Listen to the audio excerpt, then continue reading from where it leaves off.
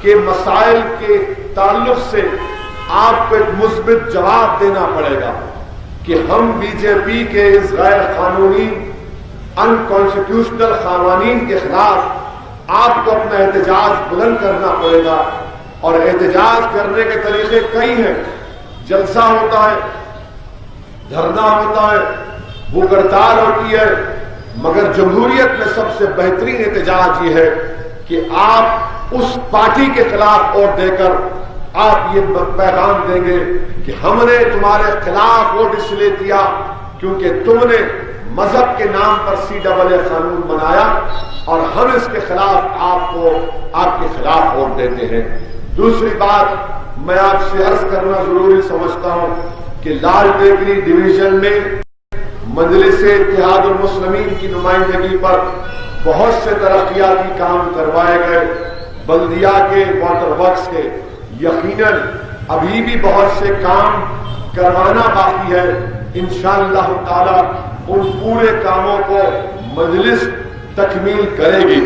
تیسری بات یہ ہے کہ آج آپ دیکھ رہے ہیں, جس کا میں نے ابھی ذکر کیا, کہ بلدیہ کا الیکشن ہے.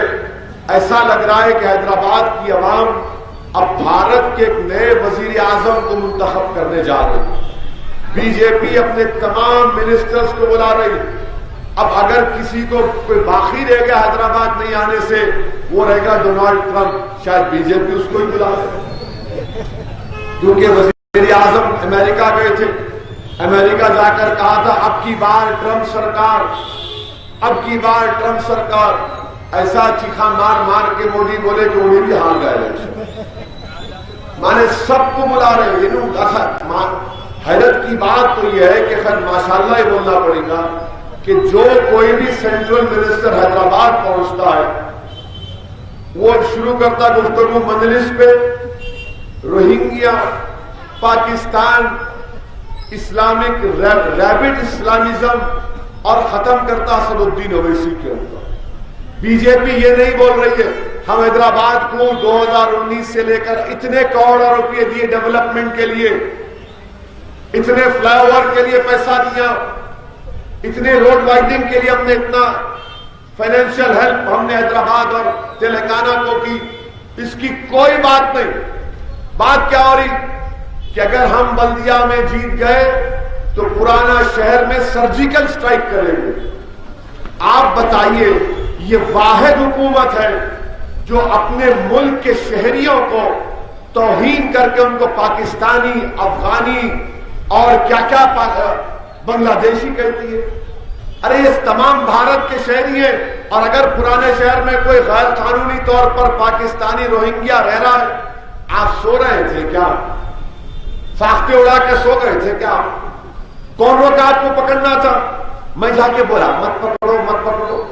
پکڑنا تھا. کتنے پکڑے گئے بتاؤ ان کو, آپ نمبر دو. بولے ووٹر لسٹ میں 30,000 روہنگیا کے نام ہیں. کیا ووٹر لسٹ میں تیار کرتا ہوں؟ دارالسلام میں ہم تیار کرتے ہیں. یہ تو الیکشن کمیشن آف انڈیا اور اسٹیٹ الیکشن کمیشن تیار کرتی ہے. اچھا 40,000 ہے تو 1,000 نام تو دو. بتاؤ یہ 1000 نام ہے روہنگیاؤں کے, نہیں بتا سکتے. مقصد کیا ہے؟ نفرت کے نام پر, خوف کے نام پر, ڈر کے نام پر بی جے پی ووٹ حاصل کرنا چاہتی ہے. اور حیدرآباد کے حیدرآبادیوں سے میں اپیل کر رہا ہوں کہ نہ خوف کی بنیاد پر نہ ڈر کی بنیاد پر آپ ووٹ دیجئے, بلکہ پورے اطمینان اور امید کی بنیاد پر آپ مجلس اتحاد المسلمین کے اپنے اپنے ووٹ کا استعمال کریے. بی جے پی اگر یہ سمجھ رہی ہے کہ اس طرح کی واحیات کے وقت متاثر ہوگی, ہاں آپ کا آرڈر ہو سکتا ہے, مگر جو ایک نارمل حیدرآبادی ہے, چاہے وہ کسی مذہب کا ہو یا نہ ہو, وہ آپ کی اس گفتگو کا قائل نہیں ہے. ہاں بڑے بڑے بلند بانگ دعوے کر رہے ہیں, ٹی وی آپ کے ساتھ, میڈیا آپ کے ساتھ, لائیو آپ کو دکھا دیا جاتا ہے, مگر جو حیدرآباد کا حیدرآبادی ہے وہ ہرگز نہیں چاہے گا کہ حیدرآباد کا نام بدل کر بھاگیہ نگر رکھ دیا جائے. یہ بلدیہ الیکشن میں آپ جب ووٹ ڈالنے جائیں گے مجلس کے لیے تو آپ حیدرآباد کو کامیاب کرنے کے لیے ووٹ ڈالیں گے, آپ ملک کو مضبوط کرنے کے لیے ووٹ ڈالیں گے, کیونکہ بی جے پی یہ کہتی ہے کہ مجلس اتحاد المسلمین کو ووٹ دینا یہ ملک کے مفاد میں نہیں ہے. مجلس ریبڈ اسلامزم جہاں پر میں نے ریبڈ چیزوں کو پروموٹ کیا ہو.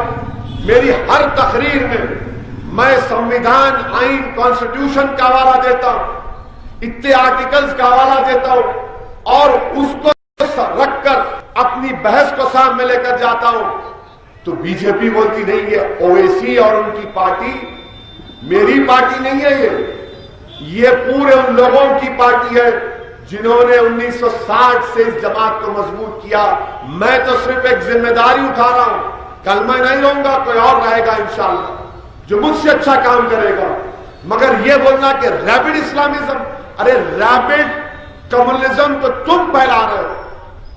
جب کورونا آیا ملک میں، پہلا کورونا کا پیشنٹ آیا کینیڈا میں، اس کے بعد اٹلی کے لوگ تھے.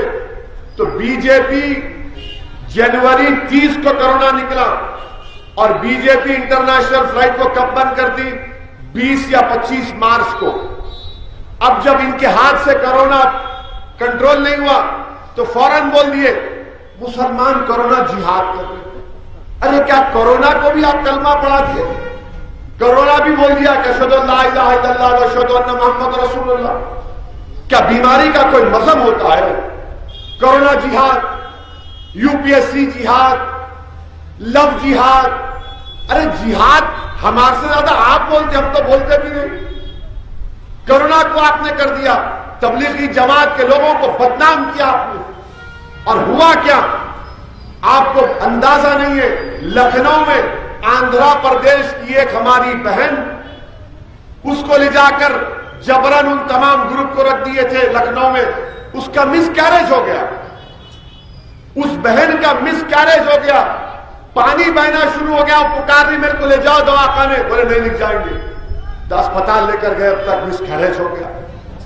جھارکھنڈ میں ہماری بہن کو کہا گیا کہ تم اپنا خون پہنچو. یہ لوگ کرتے ہیں تماشے. اور اللہ کے فضل و کرم سے تمام ہائی کورٹس میں کہہ دیا کہ تبلیغی جماعت کے لوگ ذمہ دار نہیں ہیں کورونا کے. ہائی کورٹ نے تمام خارج کر دیا کیسوں کو. اب بی جے پی کیا بولتی ہے بتائیے؟ کورونا کے نام پر کورونا جہاد، کورونا جہاد. سب سے بڑی غلطی وزیر اعظم نریندر مودی نے کی.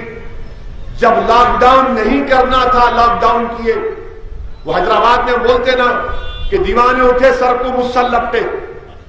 آپ کم سے کم 8 دن کا ٹائم دیتے کہ ہم لاک ڈاؤن کرنے والے. سنگاپور حیدرآباد کی سائز کا، سکندرآباد کے سائز کا بھی نہیں ایک ملک ہے، وہ 15 دن کا ٹائم دیا. لوگ دیکھو 15 دن کے بعد لاک ڈاؤن ہوگا.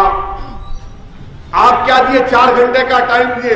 رات میں 8 بجے آتے کہ دل کی دھڑکن بڑھ جاتی لوگوں کی. آگے بولیے بھائیو بہنوں لاک ڈاؤن. اب سوچئے، ہنسنے کی بات نہیں ہے یہ. لاک ڈاؤن کی وجہ سے آپ کو معلوم ملک میں 10 کروڑ لوگوں کی نوکریاں چلے گئی، غریب لوگوں کی نوکریاں چلے گئی. آپ کسی دھوبی کے پاس جا کر پوچھو 3 مہینے دھوبی کیسے زندگی گزارا. آپ کسی استری کرنے والے سے جا کر پوچھو، کسی ایک حجام کو جا کر پوچھو، آپ کسی میستری کو پوچھو، آپ کسی آٹو والے کو پوچھو، آپ کسی ٹیکسی ڈرائیور کو پوچھو. آپ کچھ نہیں تھا ان لوگوں کے پاس، بھوکے مر رہے تھے. یہ بات جب ہم کرتے تو بی جے پی مجھے جینا کہتی، مجلس فرقہ پرست ہے. ارے لاک ڈاؤن کرنا تھا مگر 10 دن کا ٹائم دیتے، غریب تیاری کرتا. ان کے غلط فیصلے کی وجہ سے مودی کے ہر گھر میں جو غریبوں کے پاس، لوور مڈل کلاس کے پاس جو سیونگز تھے وہ پوری سیونگ ختم ہو گئی. کوئی اپنی بچی کی شادی کے لیے، کوئی اپنے بچوں کی تعلیم کے لیے، کوئی اپنے پینشن کے پیسے، سب ختم ہو گئے. یہ اکنامک ڈیزاسٹر تھا یہ اس ملک کے لیے. آپ اندازہ لگائیے ان کی کیا پالیسی ہے. ان کے پاس بڑا دعوے کرتے کہ ملک کے سرحدوں کی حفاظت کریں گے.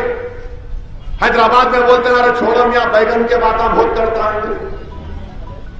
چین لداخ میں 900 کلومیٹر پر اسکوائر کلومیٹر پر چین کی فوج بیٹھی ہوئی ہے اور آپ بول رہے بھائیوں بہنوں نہ کوئی گھسا نہ ہے وہاں پہ. چین گھس کے بیٹھا ہے وہاں پر. آپ کیا کر رہے ہیں میرے عزیز دوستوں اور بزرگوں؟ اسی لیے میں آپ سے کہہ رہا ہوں کہ ہم کو اس الیکشن میں اپنی پورے اعتماد اور پورے بھروسے کے ساتھ مجلس کو ووٹ دیجئے۔ اب رہا سوال کانگریس کا، آپ میری بات یاد رکھ لو، اس بلدیہ کے الیکشن میں کانگریس کا ایک بھی رکن بلدیہ منتخب ہونے والا نہیں، ایک بھی نہیں ہوگا انشاءاللہ، اور نہ بی جے پی انشاءاللہ تعالی کامیاب ہونے دیں گے ہم یہاں سے۔ ہم سب کو متحدہ طور پر جہاں جہاں آپ میری آواز پہنچا سکتے یا خود آپ میرے پیغام کو پلیز پہنچائیے کہ ہم کو ان تمام باتوں کو دیکھ کر، ہم کو اپنے آپ کو اٹھا کر ایک لارجر پرسپیکٹو میں ہم کو دیکھ کر اپنے ووٹ کا استعمال کرنا، اپنے ووٹ کو ضائع ہونے مت دیجیے، فرقہ پرست طاقتوں کو شکست دیجیے جمہوری طریقے سے۔ ہم حیدرآباد کو بڑی مشکلوں سے یہاں تک لے کر آئے، یہ آپ کا ہمارا شہر ہے، 6.5 سال ہو گئے تلنگانہ بن کر، کرفیو تو دور کی بات، ایک ٹینشن کا ماحول بھی پیدا ہونے ہم نہیں دیے۔ اس میں یقیناً حیدرآباد کی عوام کو میں سلام کرتا ہوں، پولیس کو بھی کریڈٹ ملنا چاہیے اور مجلس کو بھی کریڈٹ ملنا چاہیے، کیونکہ سیاسی پارٹی دیکھتی ہے موقع کیسا روٹی سیکنا۔ ہم کبھی بھی اس بات کے قائل نہیں ہیں، میں بار بار اپنی تقریر میں کہہ رہا ہوں کہ ہم کبھی بھی 1980 اور 1990 کے دور کو آنے نہیں دیں گے حیدرآباد میں انشاءاللہ تعالی۔ بہت نقصان ہوا، گھر اجڑ گئے، بربادی تھی، اب ہم کو ترقی کرنا ہے، اور خاص طور سے کورونا کے بعد ایک اکنامک ڈیزاسٹر ہے پورے ملک میں، اکانومی زیرو ہے، بتاؤ کتنے نوکریاں دے رہے؟ کچھ نہیں ہے، مگر بی جے پی اس کے اوپر یہ زہر اگلنا چاہتی ہے تاکہ ان کی کمزوریوں پر کوئی بات نہ کرے، کوئی اس پر ڈیبیٹ نہ کرے، کوئی نریندر مودی سے چپتے ہوئے سوالات نہ کرے۔ میرے عزیز دوستوں اور بزرگوں، مجلس سے مخالفت اس لیے بھی ہے کہ مجلس نے 200 میونسپل کارپوریشن حیدرآباد میں، 200 میں صرف ایک ہی جی ایچ ایم سی ہے جہاں پر CAA کے کالے قانون کے خلاف ایک یونانیمس ریزولوشن مجلس نے موو کیا اور سب نے اس کو منظوری دی۔ ان کو اس سے بھی غصہ ہے کہ کہیں پر نہیں ہوا، یہاں پر کیسے ہو گیا۔ مجلس پر الزام کہ مجلس فرقہ پرست ہے، ہندو بھائیوں کے خلاف ہے، نہیں ہے، ہم کسی کے خلاف نہ تھے نہ رہیں گے۔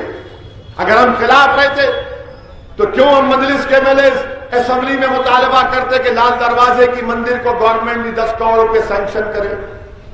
کیا جواب ہے ان کے پاس؟